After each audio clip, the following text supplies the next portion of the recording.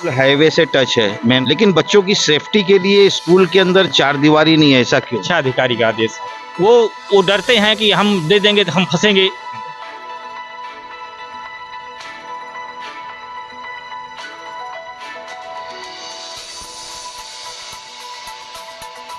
जय हिंद साथियों, इस वक्त हम उच्च प्राथमिक विद्यालय सराय मारूफ लालगंज में है, जो आजमगढ़ जिले में आता है। और यहाँ पर एक बच्चों के खेल का प्रोग्राम किया गया है। तो हमारे साथ में यहाँ के प्रिंसिपल साहब है। सबसे पहले हम प्रिंसिपल सलाहुद्दीन साहब से बात करेंगे। प्रिंसिपल साहब, आज जो ये प्रोग्राम बच्चों का रखा गया है, ये इसका उद्देश्य क्या है और इसमें कितने स्कूल शामिल है? देखिए, ये प्रोग्राम जो है ये हर साल होता है और इसमें बच्चों को जो है प्रोत्साहित किया जाता है कि आगे बढ़ने के लिए इनके सेहत के लिए सरकार जो है हमेशा करवाती है हर साल। तो पहले ये न्याय पंचायत स्तर से होता है, फिर ब्लॉक स्तर पे होगा, फिर जिले स्तर पे होगा और उसके बाद फिर मंडल और फिर प्रांत पे होता है। ये कंटिन्यूस यानी चलता ही रहेगा? चलता रहेगा, ये चलता रहेगा। जो जीतेंगे आगे बढ़ते चले जाएंगे। लेकिन मेरा एक सवाल आपसे ये भी है सर, कि जैसा कि ये स्कूल हाईवे से टच है, मेन रोड से, लेकिन बच्चों की सेफ्टी के लिए स्कूल के अंदर चार दीवारी नहीं है, ऐसा क्यों? ऐसा इसलिए है कि जहाँ आप खड़े हैं ये जीएस है, लेकिन हमारे यहाँ एक साहब हैं जो अपने नाम करवा लिए हैं, इसलिए इसका मुकदमा चल रहा है। हालांकि इसको जो है सुहास एलवाई जी के दौर में थे, उनकी पत्नी थी, एसडीएम साहब थी, उनकी अदालत में ये खारिज भी हो चुका है, लेकिन फिर भी वो अपना मुकदमा करके इस पर काबिज हुए हैं। तो जब चाहते हैं आते हैं, पुलिस के आदमियों को लेकर नपवाने लगते हैं, कहते हैं कि मेरा है। अब ये तो इस चीज को लेकर जैसे ये मुकदमा चल रहा है, दूसरी चीज ये कि जैसे स्वच्छता स्कूल में, जैसे आप टीचर है तो बच्चों को सबसे पहले यही सिखाते हैं कि बेटा साफ सुथरे होके स्कूल पे आओ। यहाँ गंदगी भी तो बहुत है। अब क्या करें, जहाँ तक हमारा अत्याचार है उतना ही करेंगे, जहाँ दूसरी जगह दूसरे लोगों का जो कब्जा है उस पर हम क्या कर सकते हैं? हम तो उतना ही करते हैं, उनको मना करते हैं कि भाई यहाँ मत करिए, लग के, लेकिन क्या करें, हमारी जमीन नहीं है। अच्छा, इसमें कितने स्कूल के बच्चे हैं? इस वक्त करीब करीब 8 स्कूल के बच्चे हैं। 8 स्कूल के बच्चे। अच्छा श्रीमान, आपका क्या नाम है? महेंद्र प्रसाद महेंद्र जी। महेंद्र प्रसाद जी, मेरे पास एक चीज आई है, आप ही के ग्रुप में आप लोगों ने डाली थी, कि जैसे शिक्षा खंड अधिकारी जो हैं ब्रजेश श्रीवास्तव, इन्होंने एक मैसेज आपसे डलवाया है कि स्कूल से 800 रुपया कंपोजिट हेतु 1000 रुपया, और उस पे एक गूगल पे नंबर भी डाला है। जी जी। तो ये क्या जिला अधिकारी का आदेश है कि बेसिक शिक्षा अधिकारी का आदेश है कि प्रदेश सरकार का? नहीं, खंड शिक्षा अधिकारी का आदेश है। खाली खंड शिक्षा अधिकारी का है? मीटिंग लिए थे।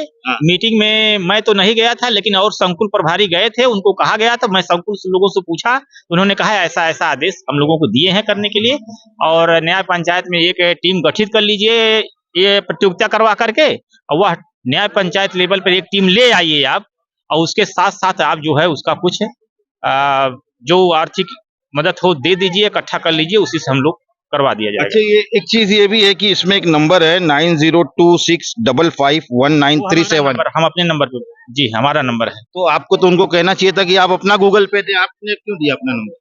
जैसे वो डरते हैं कि हम दे देंगे तो हम फंसेंगे।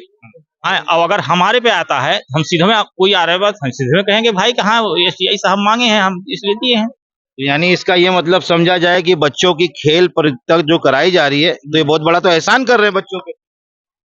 एहसान अब जो भी है वो खंड शिक्षा अधिकारी का आदेश है, नहीं अब ये मानेंगे तो ये है हमारे खिलाफ कोई कार्रवाई, एक्शन हो जाएगा। आपके खंड शिक्षा अधिकारी जो विजय श्रीवास्तव है ना, ये तो एक नंबर का भ्रष्टाचारी है, ये मैं कहता हूँ। मेरे पास साक्ष्य है, जब एमपी का इलेक्शन चल रहा था, इसने 2-3 स्कूलों को प्रमाण देने के लिए 50-50 हजार रुपया लिया है, और वो चीजें आज भी क्या विचाराधीन है, उसके ऊपर क्या कार्रवाई हो रही है योगी जी द्वारा, लेकिन अभी तक कार्रवाई नहीं हुई। हाँ, इसीलिए हम भी लोग भी परेशान हैं। यहाँ तक कि हम उनकी मीटिंग में जाते नहीं, क्योंकि वो टीचरों पर कभी शुद्ध शब्द नहीं बोलते हैं, तुम तमाम कह के बात करते हैं, और किसी को सम्मान नहीं देते हैं। किसी को मीटिंग में हमको भी 2 बार भगा चुके हैं, इसलिए मैं कभी मीटिंग में नहीं जाता। हाँ, पूछ लेता हूँ भैया क्या मीटिंग में बताए गए हैं, ये बताए हैं, मैसेज में डाल देता हूँ। तो बेसिक शिक्षा अधिकारी के खंड में आता है ये? जी जी। हाँ, तो आपने उनसे बात की थी? नहीं, उनसे बात नहीं किया था। चलिए हम बात कर लेंगे। आप क्या कहते हैं श्रीमान, आपने दिया है 1000 रुपया? नहीं, मैंने कुछ नहीं अभी दिया, अभी कुछ नहीं दिया। आप क्या कहेंगे साहब? जैसा आप पूछे हैं, जैसा महेंद्र भाई उत्तर दिए हैं। महेंद्र भाई हमारे बहुत ही सज्जन व्यक्ति हैं, बहुत ही अच्छे व्यक्ति हैं, बहुत ही लगनशील, बहुत कर्मठ अध्यापक हैं। यह ब्रजेश श्रीवास्तव जी का आदेश कहीं नहीं था, यह जो है कथित एक कथित अध्यापकों की बैठक बुलाई गई थी, खेल प्रेमी अध्यापकों की बैठक हुई। उसमें आपस में निर्णय लिया गया, चूंकि 3,000 रुपए से कम ही पूरे खंड के क्रीड़ा के लिए, जो परिषदीय क्रीड़ा होती है, पूरे खंड के क्रीड़ा के लिए मात्र 3,000 रुपए या समथिंग आता है, इससे कम ही आता है। अच्छा, तो इतने रुपए में यह खेल कतई संभव नहीं है। तो यह अध्यापक बंधु और पूरे खंड के अध्यापक और शिक्षक संघ के लोग इकट्ठा हुए, आपस में राय विमर्श किए और उसी में इन्होंने सब लोगों ने आपस में तय किया कि जो है 800 रुपये अगर हम लोग पर प्रति विद्यालय लगा लें तो आराम से यह खेल जो है हम लोग संपन्न करवा सकते हैं। उसी के तहत ये 800 रुपये का कंट्रीब्यूशन किया गया और उसी में चूंकि संकुल प्रभारी हैं हमारे महेंद्र जी, तो इनको जो है मैसेज पास आउट करने के लिए कहा गया। कहीं कोई ना आदेश है, ना कोई जबरदस्ती है। सब लोग स्वेच्छा से अपने बच्चों के भविष्य के लिए, अपने उसके लिए निश्चित रूप से हर अध्यापक अपने हिसाब से नहीं तो जैसा सरकारी स्कूल है, ये सरकारी प्राथमिक विद्यालय है ना, तो इसके अंदर सारी क्या फैसिलिटी तो सरकार के द्वारा मिलनी चाहिए इन बच्चों को। अब उसमें अगर ये कहा जाए कि नहीं टीचर 1,000 रुपया देगा, 800 रुपया देगा, जैसे ये मैसेज तो ये ग्रुप में हुआ है, नंबर आपके शिक्षा खंड अधिकारी का नहीं है, नंबर इनका डाला गया है, तो इसकी वजह क्या है? देखिए, जैसा कि हम जानते हैं, आपने बहुत ही अच्छा प्रश्न उठाया और हम ये सरकार से अनुनय विनय विनती करेंगे, हर अध्यापक की तरफ से, हर खेल प्रेमी शिक्षक की तरफ से, कि आप जो है इन बच्चों की मूलभूत सुविधाओं पे, हालांकि सरकार बहुत कुछ कर रही है, हमें विद्यालय पे खेलने के लिए खेल धनराशि अलग से जारी हो रहा है, स्पोर्ट ग्राउंड अलग से जारी हो रहा है, लेकिन जो बाल क्रीड़ा खंड स्तरीय कराना है या न्याय पंचायत स्तरीय कराना है, चाहे वो जिला स्तरीय कराना है, जितनी राशि आती है पूरे जिले के, अगर 22 ब्लॉक के अगर खेल प्रेमी या खेल खिलाड़ी आए, या 17 न्याय पंचायत, जैसा लालगंज ये खंड है और लालगंज शिक्षा क्षेत्र में 17 न्याय पंचायतें हैं। 17 न्याय पंचायतों से एक न्याय पंचायत से कम 30 से 35 खिलाड़ी आता है। तो इस हिसाब से 500 550 विद्यार्थी अगर कहीं जुटेंगे और कम से कम 20 खेल आयोजन होते हैं, 20 तरीके के खेलों का आयोजन होता है, ऊपर ही होता है, कम नहीं होता है। तो इतने खिलाड़ियों को मैनेज करने में कम से कम लाखों रुपए खर्च होते हैं। तो लाखों देखिए, लाखों रुपया रुपए से मेरी बात सुनिए, लाखों नहीं करोड़ों खर्च हो जी, आम जनता उसकी जवाबदार नहीं है। ये जो गरीब बच्चे हैं, मेरी बात सुनिए, ये जो बच्चे हैं ये कोई उद्योगपति करोड़पति घर के नहीं है, ये गरीब घर के बच्चे हैं, बराबर। तो इनकी शिक्षा की जवाबदारी किसकी है? सरकार की है। इनकी खेलकूद की जवाबदारी किसकी है? सरकार की है। इनके खाने की, यूनिफॉर्म की, हर चीज की जवाबदारी सरकार की है। तो फिर खेल का ये क्यों दे? मैं आपके इस क्रांतिकारी विचार और आपके इस तेजस्वी पत्रकारिता का धन्यवाद करता हूं। बहुत ही अच्छा आपने मुद्दा उठाया है और सरकार पे निश्चित रूप से, सरकार से हमें अनुनय विनय करनी है। हम एक चूंकि सरकारी कर्मचारी हैं तो हम सरकार से अनुनय विनय कर सकते हैं और सरकार को भी इस पर ध्यान देना चाहिए।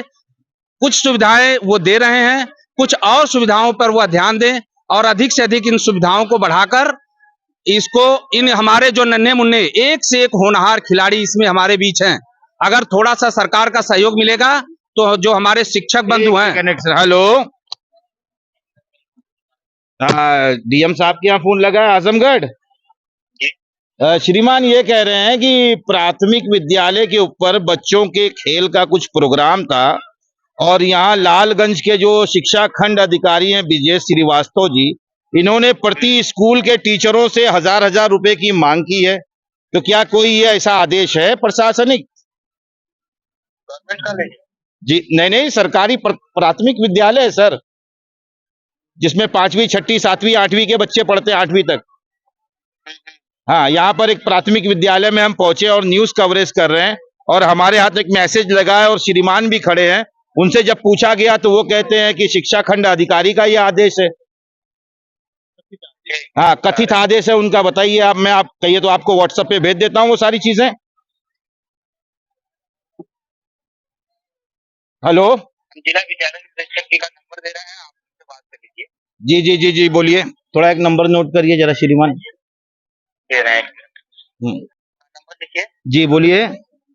9454 9454 45 7357। 7357। नंबर मिला लीजिएगा। जी 9454457357 जी धन्यवाद।